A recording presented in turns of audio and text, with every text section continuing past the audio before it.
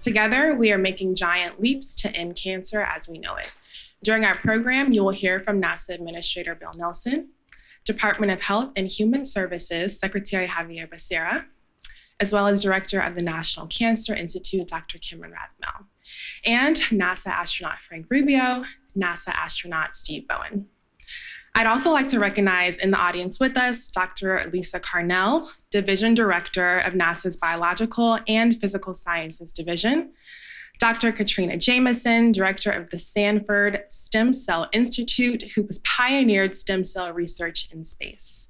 And I'd also like to welcome members of the Cancer Moonshot team from our White House Office of Science and Technology Policy.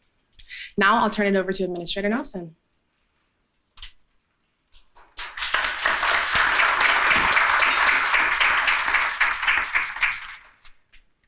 So this is personal to me because 38 years ago, when the administrator of NASA, Jim Beggs, decided that in the early part of the space shuttle program, that NASA was going to train and fly the chairman in the Senate and the chairman in the House as a payload specialist. And I had just been elected as chairman of the Space and Science Subcommittee in the House. And in the formal letter of invitation, he said that I want you to decide the experiments that you're going to do on orbit. It just so happened that in my capacity as chairman, I was at the Marshall Space Flight Center in a tour and a briefing. And out of the blue, one of the people said, and by the way, I knew that I was going to fly, but it had not been announced publicly. So out of the blue, this fella is telling me there is this promising experiment down in Birmingham at University of Alabama at Birmingham Medical School on protein crystal growth, but they had not been able to get a crew member to dedicate the time to do the experiment. It just so happened that just a few months earlier, I had lost a girl that was like a sister to me to breast cancer. So I was highly sensitized. And when I heard that, I knew that that was the experiment, the primary one. I ended up doing 12 medical experiments, but that was my primary experiment. This is me. It's a rather crude thing. What they do today is automated. Mine obviously was done by hand. You can see it's much more sophisticated today. This was a rack that I had to pull in and out. It had no vibration control. There was no temperature control. Very, very crude. But you ought to see this, although not the crystals that I grew, they're even more dramatic than this. You can see crystals grown in one gravity on Earth and crystals grown in microgravity on orbit. And so what these guys have done is they do this experimentation while they are on orbit for 6 months. In the case of Frank, bless his heart, he was there for a year. And they're starting to have dramatic results. So take, for example, protein crystal growth, which allows you to grow a larger and, to use my unsophisticated terms, more pure or ultra pure crystal, which allows you then to better understand its complex makeup in the molecular structure which allows you to then manipulate it to do what you want to do in cancer research. And one of the things that they are doing, for example, the drug Keytruda. Keytruda is this phenomenally successful drug against several types of cancer. As a matter of fact, remember, President Carter had been given like 2 or 3 months to live, and he was administered Keytruda. He is still alive. This was 2 or 3 years ago. Well, what they've discovered by being able to analyze the drug, they can make it in more pure form by what they've learned on analyzing the drug in microgravity. And as a result, a patient doesn't have to do the painful and often very lengthy IVs in the hospital, but can do it in a doctor's office with a shot. That's just one example. Another example, they can determine with this crystallization, they can determine the markers that they can attach to a cancer cell, which enables the drug to get to that cancer cell and not kill all the surrounding tissue. That's just one thing. Another thing, stem cells. You think about it, millions and millions of stem cells. And we grow them on Earth, and they, again, this is my unsophisticated analysis and explanation. They all, because of gravity, clump together, and a lot of them die. You take them to microgravity, and they're suspended.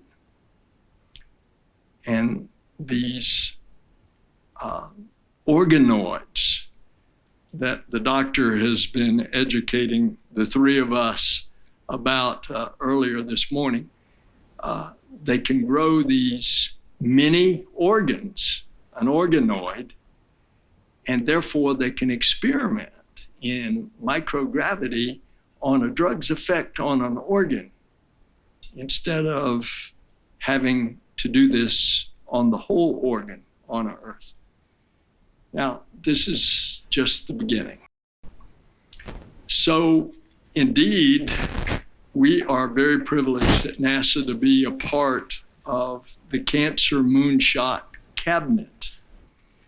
And I think because of the work of folks like this, that you're going to see increasingly breakthroughs that are going to very much revolutionize medical advances with regard to cancer. Final thing I'm going to tell you, we lost my friend who was like my sister to breast cancer, but her 2 children are my godchildren. And I am going to be calling them and telling them about these advances in research. Thank you.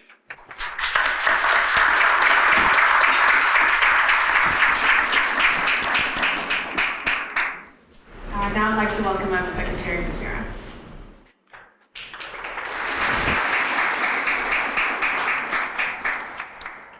Administrator Nelson, great to be with you here with all the team.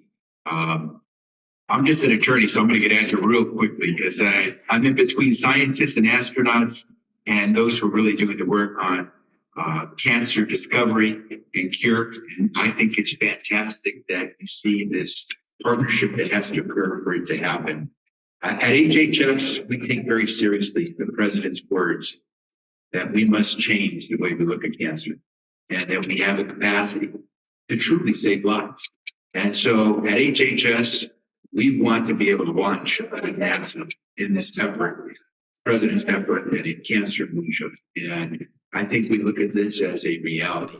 So when you take a look at astronauts like astronaut Bowen and Rubio and the work that they have done already, and the future astronauts will go up. And I think Dr. Jameson was thrilling us with the work that she is doing at UC San Diego that could help us bring those cures for cancer far faster.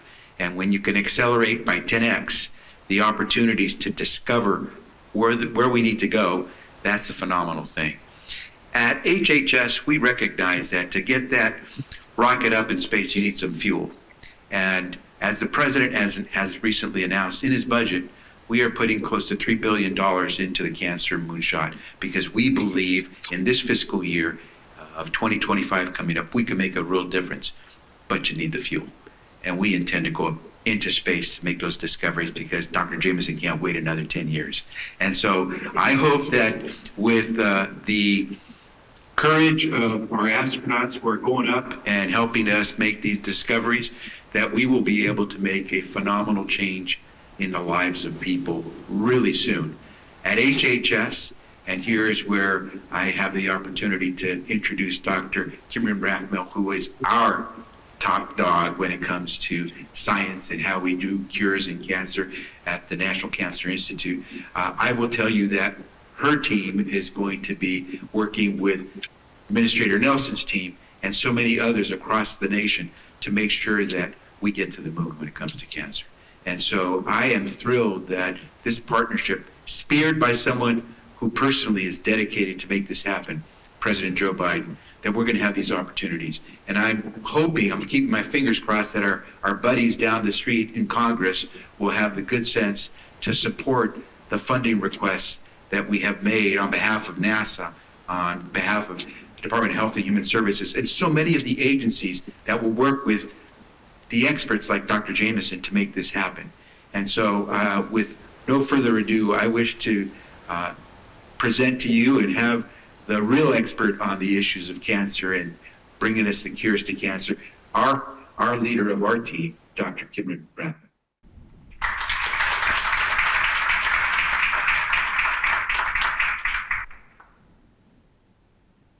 All right, great. Thank you very much. It is a real thrill to be here. Just a huge honor and to get to talk to you all. Cancer is a big problem. Everyone knows and has been touched by cancer. Almost 2 million people this year will be diagnosed with cancer in the United States. 600,000 will die. In spite of those incredible numbers and 20 million people with a diagnosis of cancer, we've made remarkable gains, and death rates are declining and 5-year survival is increasing, and that's all because of research. The impact of the National Cancer Program and the National Cancer Plan and the Biden Moonshot is to say that everyone plays a role in the efforts for cancer and that we all work together. And so this is a tremendous partnership. So I'm really proud to be here and to think about the all of government approach of the Moonshot, which is so important and really highlights the incredible work that we do together. I can't underestimate, I'm going to say just how excited I am to be here. So I didn't totally introduce myself because I'm a medical oncologist. I see patients with cancer. I've been a healthcare administrator. I came from being a chairman of medicine.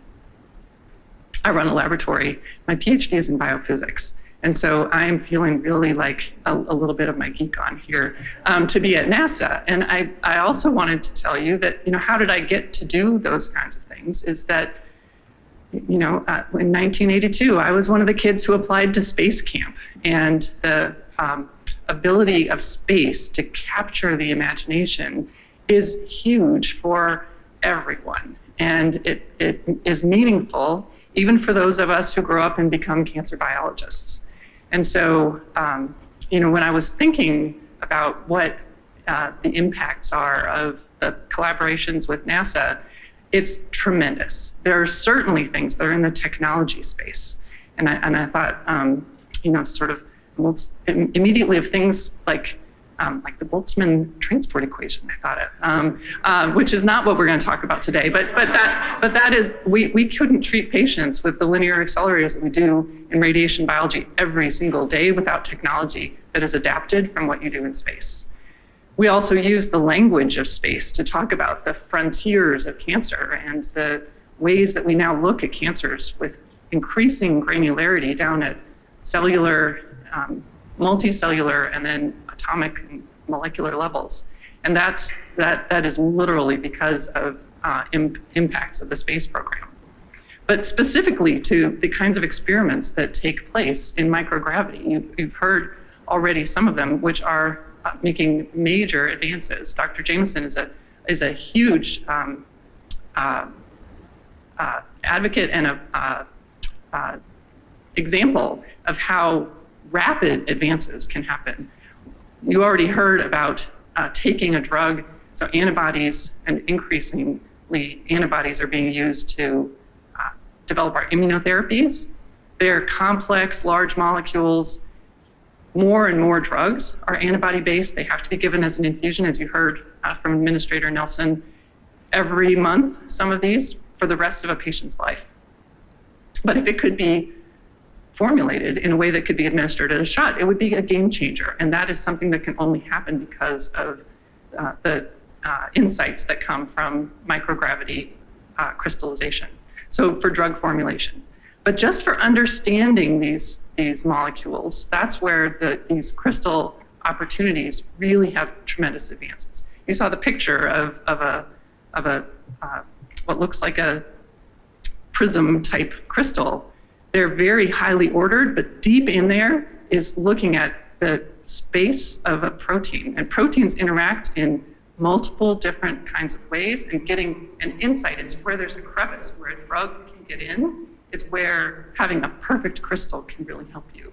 A perfect crystal can also help you understand how a mutation has changed everything and made it so that proteins are interacting in a different way and can give you incredibly different insights. These are proteins that interact very dynamically, and so understanding how a different condition might make them be different, or how it works differently in other ways. So where these crystals help us just understand the processes that we couldn't in any other way. In terms of the drug development, I'll give another example as well. So RAS is the name of a commonly mutated gene, the most commonly mutated gene in solid tumors. One that we've really been focused on for decades, because if you could target RAS, you could impact so many cancers. And it wasn't until we had good crystals that we could see where and how to target RAS that the first drugs came out, which are just coming out this year. So the tremendous advances, I just can't even underestimate. And so I want to thank you all for all of the work that you do. I think we have so much to learn. I'm really looking forward to doing more with the NASA program. I want to thank you all so much, and looking forward to the continued analogies of the frontiers and also how to capture the imagination. So thank you very much.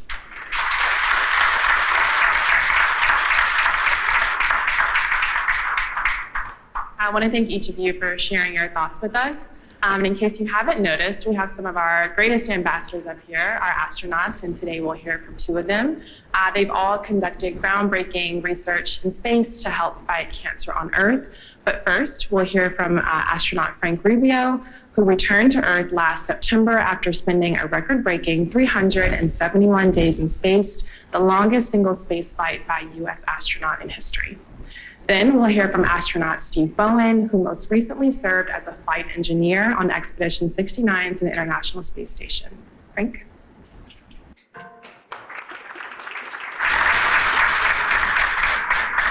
All right, thank you very much. Administrator Nelson, Secretary Becerra, Dr. Rathmell, thank you so much. And ma'am, we are all happy to nerd out with you, especially when it comes to science and medicine. I think we were all getting excited just hearing you talk. But what an honor it is to be an ambassador for the NASA team. And I think NASA represents that is symbolic, that when our nation puts our mind to doing hard things, we come together and we absolutely achieve them. And so the fact that, as you all well said, cancer touches all of our lives because we all have loved ones who've been affected by that. And so knowing that NASA is now going to be part of this effort is really an incredible honor.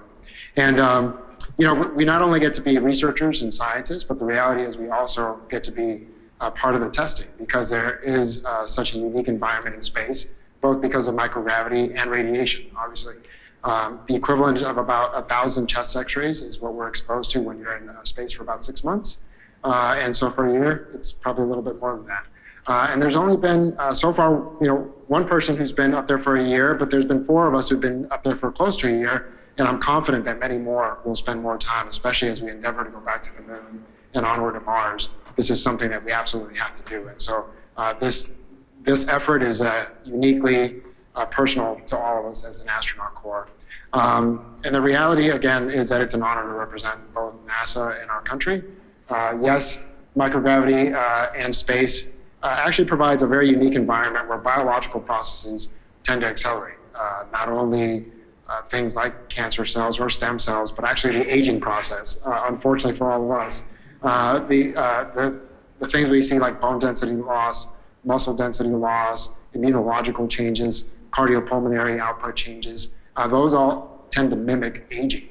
But the beauty of it is what we figured out is that we can reverse a lot of those changes when we come back and by putting the proper measures in place. And so what astronauts used to lose up to 20% of our bone density for long duration flights, now we're losing less than 5%.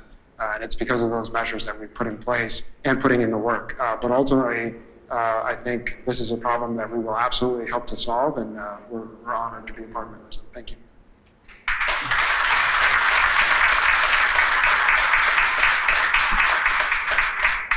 Thank you. Now I'll welcome up Steve Bowen.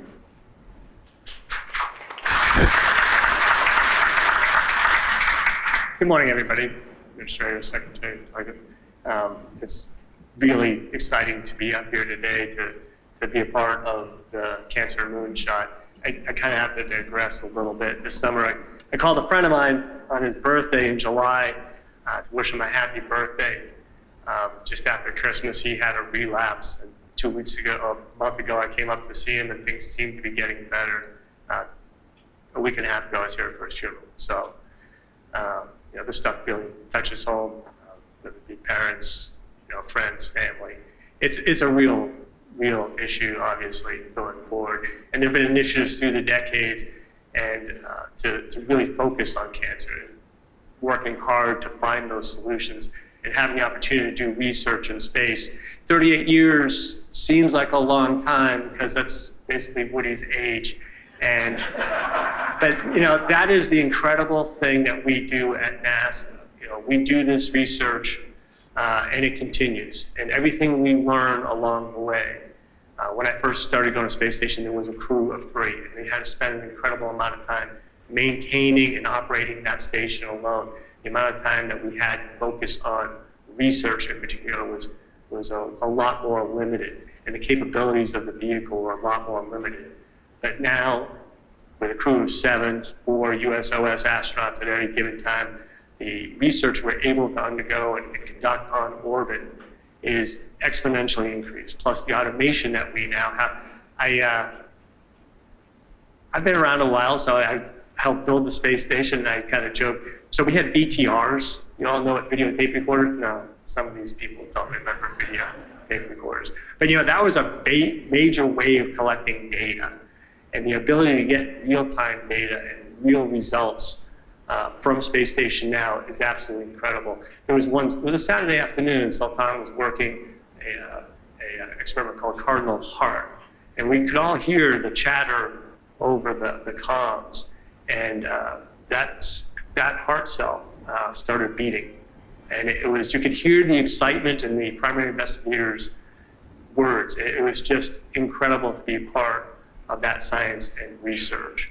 And that's something that I don't think everybody gathers. And so I'm going to mention 38 years ago, not to say how long ago that was, but it really tells you that the basic research that we do on space station, in space, that we've been doing for more than 24 years on board space, or more than 23 years on board space station, but really for over half a century in space, the impact that has, and continuing that as we go forward, whether it be on space station for at least another 6 years or onto other vehicles, and the rate of what we can do in space with our communication systems and the dedication of fellow astronauts able to help work those experiments is absolutely incredible. So I'm incredibly excited to help represent the Cancer Moonshot for obviously a number of reasons, but the excitement that it will bring, the research opportunities and focusing what we have learned on the ground and in space and continuing to learn those things. It's not going to get lost. It's going to get better. And I want to thank you all very much for your time.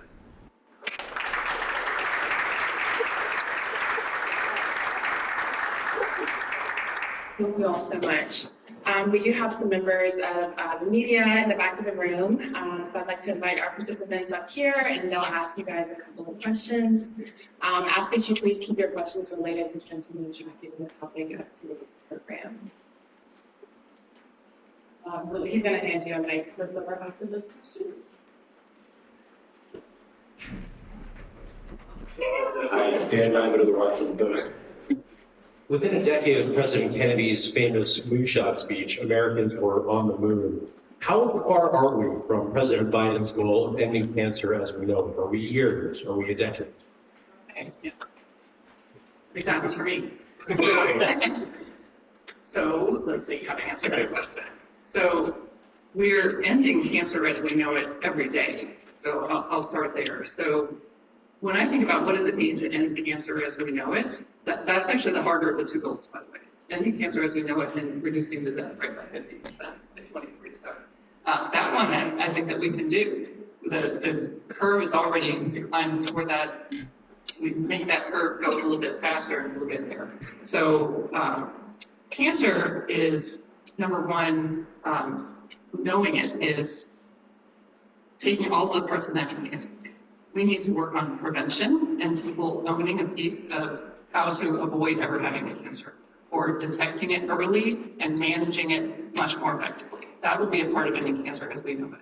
Ending cancer as we know will also be the kinds of treatments that we're talking about that take you to a space where you go to the doctor, you've got a diagnosis with cancer, they have a treatment algorithm, you go through it and you're done and your cancer is cured. That is true today for so many more cancers than it ever was. And so getting it to a place where people have that experience as the expectation rather than something that they're not aware is even possible, that will be ending cancer as we know it. And taking away the fear so that people don't do the prevention and the early detection and management of the cancers that they come. That's part of ending cancer as we know it. So I do think that that's happening. And it is really inspiring to me to go and talk to people and say, you know, what's your family's experience with cancer? And they say, oh, my mother had breast cancer, but it was nothing. That's exactly what I want you to say. Like, that's what I want cancer to be. Now, we all have, I lost my mother to cancer this year. I know that we are not there yet. We don't have a cure for all the cancers, but we are one by one knocking them off. And then the other, sorry, I'm taking a long time to answer this question. The other thing, as I've been giving the moonshot analogy, you know, you all are already thinking well beyond the moon to other places that you're going to go. And when I think about cancer, and cancer is not one disease, cancer is 1,000 different diseases. And tackling each one takes things that we learned from the first, but also we have to learn lots of new things as we go. And so the cancer moonshot for us is a little bit like telling us we're going to get to Mars and maybe 5 other planets that all have a little bit of a different angle to them. And that's all right, we're up to that challenge. So that's what it's going to be to end cancer. So timeline, a little bit every day.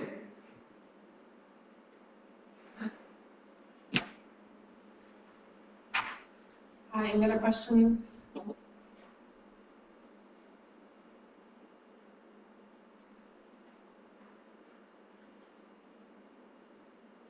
Thank you for Secretary in Spanish, if it's possible. Si nos puede decir cuál es la importancia de esta investigación para nuestra comunidad hispana, que es una de las estadísticas que está siendo afectada. Creo que todos sabemos que en cualquier momento la noticia nos puede llegar que somos nosotros los que tenemos el cáncer. Y todos queremos saber que hay un modo de salir de ese pésame. Así que lo que hacemos hoy es tratar de ayudar a cualquier persona en este país, o en el mundo que necesita un tratamiento. Y ojalá pronto vamos a poder decirle a esa familia que escucha la palabra que alguien en la familia tiene cáncer, tiene cáncer, pero lo podemos curar.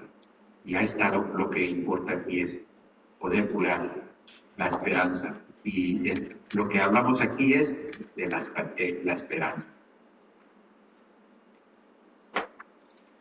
I'm traffic there. No more questions? I've never seen the press so tame. Well, I'm glad you asked. Okay, well. All right, well, if nothing else, I think that's all the time that we have for today. I want to thank you all so much for joining us as we continue to make Moonshot after Moonshot. Thanks so much and have a great day.